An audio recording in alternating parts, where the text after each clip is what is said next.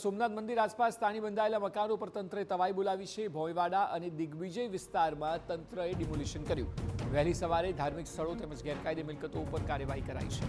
એક ધાર્મિક સ્થળ, 3 દુકાન અને એક મકાનનું ડિમોલિશન કરવામાં આવ્યું। તમામ મિલકતો કોરિડોર પ્રોજેક્ટમાં આવતી હોવાની ચર્ચા થઈ રહી છે।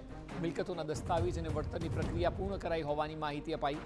ડીવાયએસપી, 3 પીઆઈ, 6 પીએસઆઈ સહિત 85 પોલીસકર્મીઓ બંદોબસ્તમાં જોડાયા। પોલીસ અને મામલતદાર સહિતની ટીમની હાજરીમાં ડિમોલિશન। વધુ માહિતી આપી રહ્યા છે સંવાદદાતા દિલીપ મોરી। દિલીપ, જણાવો કે કેટલી મોટી માત્રામાં આ ડિમોલિશન કરવામાં આવ્યું છે, બંદોબસ્ત કઈ રીતે ગોઠવાયો?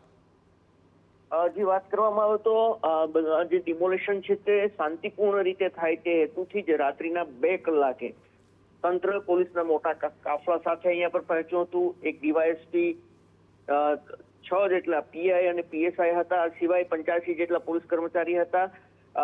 એક મકાન છે, એક ધાર્મિક સ્થળ છે અને 3 થી 4 દુકાનો છે। આમ તો મોટું કહેવાય છે, કારણ કે સોમનાથ મંદિરના દિગ્વિજય દ્વાર નજીક જ આ ભોયવાડા વિસ્તાર આવેલો છે અને ત્યાં ડિમોલિશન છે તે કરવામાં આવ્યું છે। ભૂતકાળમાં પણ આ વિસ્તારોની અંદર ડિમોલિશન હાથ ધરાયું હતું, કારણ કે જે કોરિડોરની પ્રક્રિયા ચાલી રહી છે ને તેના અંતર્ગત જ આ જે જમીનો છે અથવા તો પ્રોપર્ટી છે તેને સંપાદિત કરવાની કામગીરી છે તે પણ ચાલી રહી હતી। જે જગ્યાઓ સંપાદિત થઈ ચૂકી છે, દસ્તાવેજી પુરાવા જેના કાર્યવાહી છે એ પૂરી થઈ ચૂકી છે, એવી જગ્યાઓને સ્ટેપ બાય સ્ટેપ ડિમોલિશન કરવાની કામગીરી ચાલી રહી છે અને તેના જ ભાગરૂપે આ ડિમોલિશન હાથ ધરાયું છે। આના ઉપરથી એ પણ લાગી રહ્યું છે કે થોડા સમય બાદ, મતલબ કે ભવિષ્યની અંદર અન્ય પ્રોપર્ટીઓ છે તેને પણ કંઈક આ રીતે ડિમોલિશનની પ્રક્રિયા હાથ ધરાશે। જી બિલકુલ, આભાર સમગ્ર માહિતી બદલ।